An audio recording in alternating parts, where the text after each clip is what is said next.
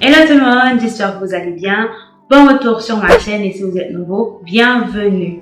Alors aujourd'hui on se retrouve pour une vidéo assez spéciale et pour laquelle je ne serai pas toute seule. Ok, alors aujourd'hui je suis avec Rachel. En fait, elle avait commencé le droit avec nous, elle a fait une première année en droit et ensuite elle s'est réorientée. Et du coup je pense que c'est important, ça peut être utile à quelques-uns d'entre vous de savoir comment en fait elle a vécu ça, comment l'orientation après le droit, comment ça se passe, comment on peut s'en sortir. Donc Rachel, je te laisse te présenter en quelques mots. Donc bonjour à tous, moi c'est Rachel Moussika, j'ai 19 ans et je fais une première année de droit à la Sorbonne, donc du coup avec Olmida, mais par la suite je me suis orientée pour aller vers un DUT technique de commercialisation. Et à côté de ça, je suis créatrice de contenu, je suis entrepreneur. Vous pouvez me suivre sur Instagram, les liens seront en description et sur ma chaîne YouTube également. Ok, super. On va commencer mollo, ok. Est-ce que tu peux nous dire pourquoi tu avais choisi le droit au départ? Quelles étaient tes motivations? Oui. Faut savoir que lorsque je suis allée en droit, en fait, mon objectif global a toujours plus ou moins été le même, qui était entreprendre. Et justement, je cherchais en fait les formations qui existaient en France pour pouvoir se former à l'entrepreneuriat. Mais faut savoir que pour entreprendre, il n'existe pas de voie royale en fait. Il n'y a pas une formation qui s'appelle L1 entrepreneuriat. En tout cas, pas dans le domaine public, peut-être dans les écoles de commerce, etc. Mais faut savoir que moi j'étais j'étais contre. Mais j'ai pas eu des professeurs qui nous encourageaient à aller en école de commerce. La plupart nous disaient faites vraiment attention aux écoles de commerce parce que voilà, vous pouvez tomber sur des arnaques, etc. Et puis les années coûtent quand même assez cher. Et de toute façon, de base, moi, je sais que je voulais pas m'endetter pour mes études. Je savais qu'en tous les cas, je voulais une formation publique, donc soit la fac, etc. Je savais que je voulais une formation publique. Et donc du coup, j'ai commencé à faire mes recherches justement sur quelles études faire pour entreprendre. Donc du coup, j'ai vu un article sur des personnes qui avaient entrepris et qui faisaient du droit. Et aussi à côté de l'entrepreneuriat, j'étais également intéressée par la gestion de projet et l'humanitaire. Mais les trois trucs vraiment avaient en commun qu'il n'y avait pas d'études spécialement faites pour ça. Et donc du coup, je pouvais un peu faire ce que je veux, mais je sais que j'étais intéressée par le droit, voilà, je voulais découvrir le droit, j'étais intéressée par tout ce qui est les sciences de gestion, j'étais aussi intéressée par le marketing et de base je voulais vraiment trouver une formation où il y avait à peu près ces trois dominantes là. Et tout ce que j'avais trouvé c'était les écoles en fait, c'était une école de communication. D'ailleurs cette année en DUT notre chef de département nous a dit que c'était une très mauvaise école, du coup j'ai failli y aller tellement c'était la seule formation que j'avais trouvée où il y avait quasiment ces matières qui m'intéressaient. Et après au fur et à mesure des mois, en continuant de faire mes recherches, je suis tombée aussi sur une jeune femme en fait qui avait fait des études de droit, donc 5 années d'études de droit, etc. Et au final elle est devenue entrepreneur. C'est pas nécessaire que ce que tu vas faire plus tard soit forcément en lien avec tes études de droit. Et du coup la jeune femme en question aussi que j'avais trouvée sur YouTube, elle avait fait une vidéo où elle parlait du coup du lien entre ses études de droit et son business. Et j'avais trouvé son point de vue intéressant parce qu'en gros elle disait que oui c'est vrai que tout ce que j'ai appris maintenant ça ne m'est pas grave utile, mais le droit m'a appris la rigueur, m'a appris à savoir faire comment on dit, le plan, la réflexion en plan, etc. m'a appris tout ça. Et du coup je me suis dit c'est vrai que ça peut être bien. Et en plus de ça je voyais que le droit correspondait plutôt à ma personnalité parce que de base je suis plutôt solitaire, je suis pas quelqu'un qui aime grave être en groupe ou des trucs comme ça. Et que j'étais plutôt rigoureuse, plutôt organisée. Et du coup je me disais que c'était quelque chose qui correspondait quand même à ma personnalité et que je pourrais m'y plaire. Et après aussi je m'étais dit que au pire si j'aimais bien le droit, je pouvais continuer et faire une carrière de juriste en entreprise parce que j'ai toujours été intéressée par l'entreprise, en tout cas le fait de pas... Voilà, j'ai jamais voulu, en allant en droit par exemple, être avocate. Genre ça n'a jamais été mon rêve d'être avocate. Genre il y a beaucoup de personnes qui viennent en droit en se disant ouais, je vais être avocate, le barreau, tout ça. Moi ça n'a jamais été mon cas. Si je faisais du droit, c'était pour être juriste, mais en entreprise. En gros, je voulais toujours travailler dans le monde de l'entreprise, etc. C'était vraiment ça qui m'intéressait à la base. Voilà. Ok, maintenant, à quoi est-ce que tu t'attendais en fait comme matière, comme ce que tu allais découvrir en fait dans le droit? Bah, en fait, j'avais pas vraiment d'attente parce que je trouve que dans ma recherche d'informations sur le droit, peut-être que je m'étais pas assez renseignée sur vraiment les matières qu'il y avait concrètement, parce que quand je suis arrivée en droit, je me suis vraiment sentie dans un autre monde en fait, et que j'étais pas comme un poisson dans l'eau, que genre là ce que je faisais c'était vraiment pas, c'était des trucs que j'avais jamais évoqués, parce que par exemple il y a des personnes qui étaient dans ce qui était anciennement le bac L, qui avaient une matière qui s'appelait droit, et c'était un peu de l'introduction au droit, etc. Mais moi en ES, donc bac économique et social, j'avais absolument pas ça en fait.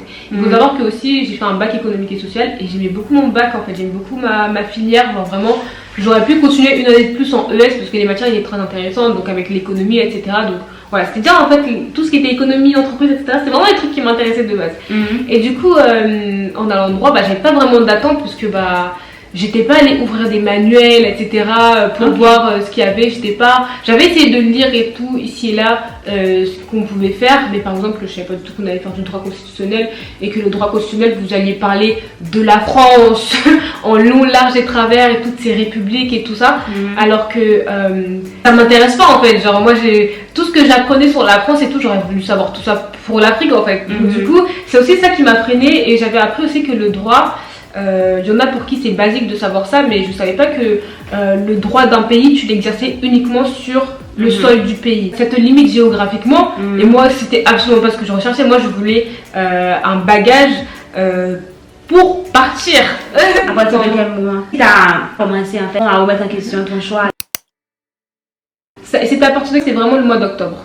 Mi-octobre précisément, mi-octobre, parce que en fait en septembre j'étais vraiment dans la découverte. Du coup j'avais encore la fraîcheur et tout de l'été, de l'expectative de ouais, je vais découvrir le droit enfin, et de commencer les études supérieures tout simplement. Et du coup au fur et à mesure des semaines, des cours et tout, je me suis rendu compte que ah ouais, c'est pas vraiment, déjà premièrement ce à quoi je m'attendais, et deuxièmement je pense pas que c'est ça que je veux faire plus tard en fait. Genre, je me vois pas du tout baigner dans tout ce qu'on fait là pendant des années. Tu as quand même fait ta L1 complètement, tu as passé les examens et tout. Comment tu as vécu en fait cette première année en faisant un truc que t'aimes pas au final? C'était très frustrant. C'était très frustrant, mais pendant le semestre 1 surtout, je prenais mon mal en patience. Je me disais c'est juste parce que c'est le début, ou peut-être c'est comme ça pour tout le monde, ou tout simplement c'est juste parce que c'est le droit, etc. Je me trouvais vraiment des raisons pour me dire que Rachel, reste quand même, essaie de travailler. Et aussi il y avait le fait que je voulais pas abandonner entre guillemets, je voulais pas lâcher la formation dès le départ, parce que je me disais aussi que c'est que le semestre 1, ça se trouve ça sera mieux après. Et j'avoue que déjà premièrement le semestre 1 le semestre 2 est mieux, je trouve. Non, le semestre 2 était mieux que le semestre 1. C'est relatif. Oui, bon. Disons que le semestre 2 peut-être bien, puisqu'on avait déjà on avait déjà appris certaines bases, mais le semestre 2 c'est plus lourd en termes de mais je parle plus par rapport aux matières, dans le sens où par exemple on avait droit international, je trouvais ça plus intéressant, droit de la famille plus intéressant, que au semestre 1 on a vraiment fait plus de théorique, dans le sens où genre tout ce qui était institution juridictionnelle et tout, c'est la pire matière. En plus au S1 du coup, comme c'est au semestre 1, c'est bien là pour te dégoûter et remettre en question tous tes choix. Après, il y avait plein d'autres matières comme ça. Moi, je sais que par exemple, j'aimais pas du tout introduction au droit. J'aimais pas du tout. Droit constitutionnel, encore pire. Les matières que j'aimais bien, c'était les matières qui n'avaient rien à voir avec le droit, ou qui étaient vraiment. On faisait pas concrètement du droit en fait. Par exemple, tu aimais bien un grand problème politique contemporain? Oui, c'est ça. J'aimais bien un grand problème politique du monde contemporain, parce que on parlait de l'économie, de la mondialisation. C'est ça. Le premier chapitre c'est sur la mondialisation, et j'étais trop contente et tout, c'était trop bien. Et voilà. Ok. Du coup, comment tu as fait face à cette situation? Genre, comment tu as fait pour continuer à bosser, à réviser, à faire les devoirs et tout? Comment tu as fait? Bah, franchement, je me disais, bah, c'est le premier semestre. Et je me suis dit que, en tous les cas, si je quitte la formation, je ne veux pas l'avoir quittée en mode défaite. Je me suis dit, si je quitte la formation, au moins je voudrais me donner à fond le temps que je suis là pour voir ce que ça donne. Ça se trouve, ça va fonctionner, ça se trouve, je suis validée, etc. Ou peut-être le fait de valider ou de voir que mon travail produira des résultats, ça va me faire changer d'avis. Du coup, je me suis dit, voilà, tant que je suis là, je vais quand même travailler.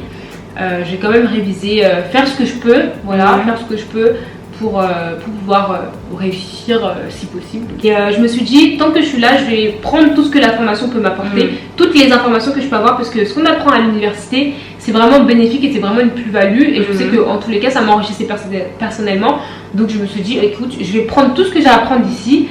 Si je pars, je pars. Si je pars pas, au moins j'aurais fait ma part, j'aurais fait ce que j'aurais pu. Et je trouve que c'est bien ce que tu as fait en fait, parce que tu as quand même pris ce que la fac te donnait. Et du coup, elle n'a pas perdu une année comme on pourrait le penser. Bon, on va y venir au fur et à mesure. Du coup, à quel moment tu as décidé de te réorienter, Rachel? À quel moment alors, au mois de décembre, j'avais encore quelques doutes, etc. Après est arrivé le mois de janvier où il y a eu les ouvertures de Parcoursup. Et dès que le site a ouvert, je me suis dit je vais m'inscrire.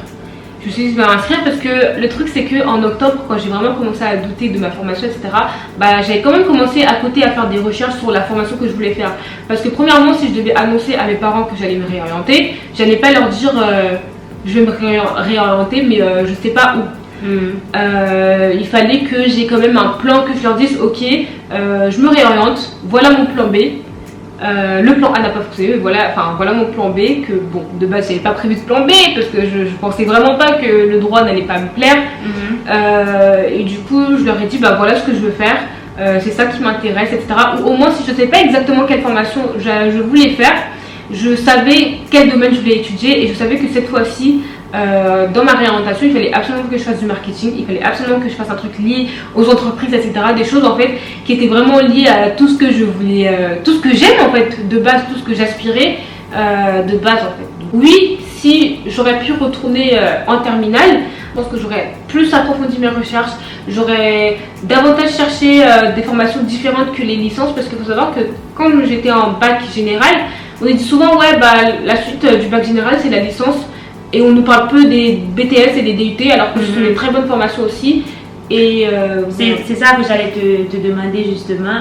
Est-ce qu'il n'y avait pas une sorte d'idéalisation en fait de la fac? Il faut forcément aller à l'université quand il y a d'autres formations. Oui, tout à fait. En plus moi, c'était à la Sorbonne que j'avais été acceptée, donc il y avait aussi le fait de la Sorbonne et tout. Donc il y avait aussi voilà ce côté-là. Donc c'est vrai que ça compte et donc on n'est vraiment pas d'apprivé sur aucune matière, vous ne savez pas ce que vous allez y apprendre. J'en profite pour dire en fait, quand vous continuez votre projet professionnel, prenez vraiment le temps de faire des recherches approfondies puisque c'est vraiment des choix, peut-être pas définitifs mais déterminants pour votre vie, donc ne prenez pas ça. Alors, est-ce que tu penses que maintenant c'est le bon choix?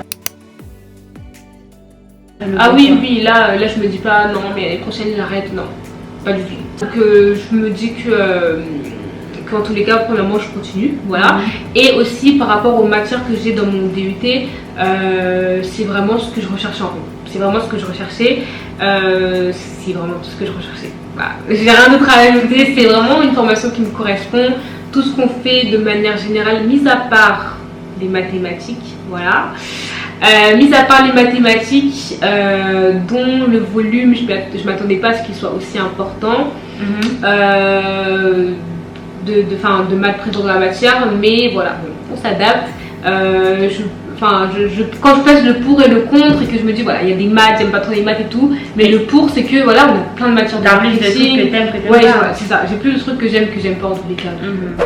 Est-ce que tu veux me dire si tu avais peur du regard, de l'opinion des gens, de ton entourage, de ta famille et même de ta communauté sur ta chaîne, puisque tu partageais avec eux en fait ton parcours à deux doigts.